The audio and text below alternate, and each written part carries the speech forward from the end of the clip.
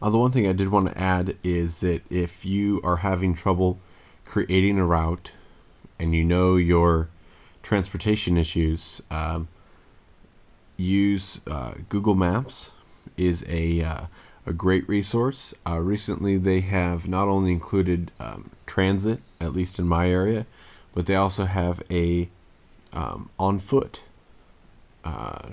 destination direction list, and it can be as complicated as going to the next state. If I put in my home address and a home address of a friend in another state and put by foot, you know what, it's going to tell me how to get there on foot. It doesn't seem to use actual trails, but it will use the smallest side roads, roads that you could probably take a 4x4 on. So you can always start in a vehicle if you have a four-wheel drive or a high clearance vehicle on a lot of these roads. And again, you'll have to check them on your topo maps. Another source, this is fairly new for me, but it's I had planned on doing the Pacific Crest Trail this year before other things had changed, and I picked up a set of, this is Eric the Black's. There's several people out there that do Pacific Crest Trail books. He happened to take all the BS out of it, put just all the maps, information, condense it down into a 4-ounce book.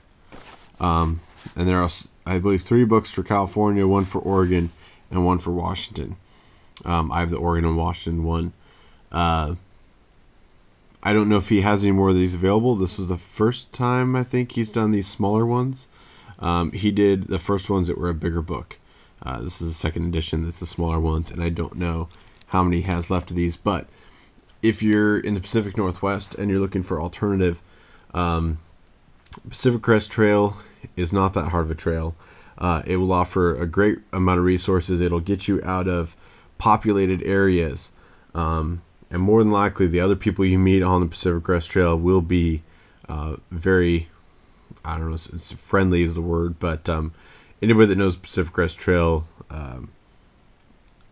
I would guess would be a friendlier person. Don't know if that makes any sense, but I wouldn't consider them a hostile threat, I guess is a better word. But there are several other trails. You have you have trails on the East Coast, the West Coast, Continental Divide Trail. Look into those trails and as a source of getting out of your area.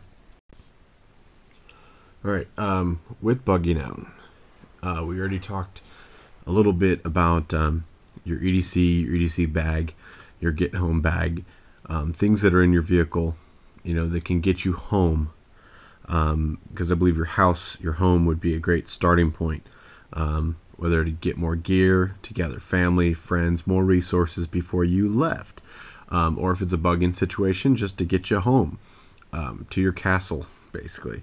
So that you'll have the supplies, the resources that you need.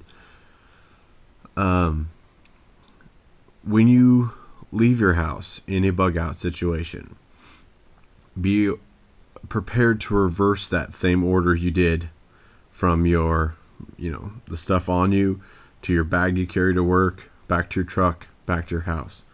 And what I mean by that is, if you leave in your truck and you get to whether it be checkpoints, whether it be to a non-crossable road, whether it's, well, basically that, if you get to a spot where you can't continue any further by vehicle, be prepared to dismount the vehicle. If you have your mountain bike with you, then continue on by mountain bike. If it is not advantageous for you to use a mountain bike, whether you have, again, children, other family members with you, you can't all, load 6 bikes onto a truck with your other supplies. Then you're going to be on foot.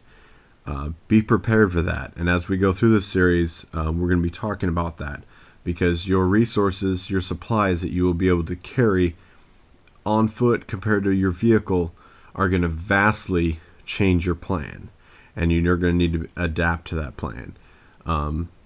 So what I would suggest is at any point you have a plan, that means that what you're going to carry, You're going to carry your house on your back. And that's what I mean by leaving the resources, the 4 6-gallon containers of water in the back of your truck. You are not going to be able to take with you. If you are traveling multiple days to get to where you're at, we're going to go into a little bit of security here. And especially if you have other family members or friends with you. What I want you to think about is your supplies. Your truck is a target. And my only suggestion, and again, I'm not going to get into a whole lot of technical, tactical aspects, I guess is all I'm going to call it. But there are some security issues I want you to be aware of. What I would recommend is if you kept your families in your truck or your RV, whatever it be, I suggest that you or somebody in your group not be there. And I guess what I mean by that is I want you to be in a stealth camp very close by, in case there is a threat, a target, a hostile approaching your vehicle, your resources, your camp. This goes for even if you set up camp later. I don't want to go into too much detail, but if you had somebody that was sleeping in a stealth situation, so they're not sitting by a fire, they're fairly camouflaged, but you're close enough so you can keep an eye on the vehicle, you would be able to see and handle any hostile threat that was coming towards your vehicle or your RV or your camp. And I'll leave it at that. Again, on top of that, make sure you're prepared for your gas. If everything goes completely according to plan, but you've only arranged yourself to have enough gas to get you 200 miles out of town, then that's where your transition needs to be. Whether you set up camp and you stay there and start collecting resources, which if you were able to, I would suggest be only because the vehicle would provide all those resources with you. If it's a different situation, then you're going to have to go to foot. But there are many facets to bugging out. And I guess that's what I'm trying to stress while we go through this bug out series is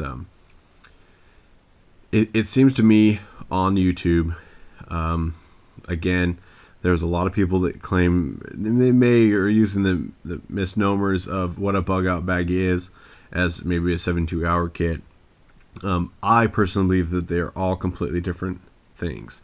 And you'll see as we go through some of the gear I'm going through, why you'd be able to take certain things depending on the situation, and what you wanted to accomplish and what the threat level was.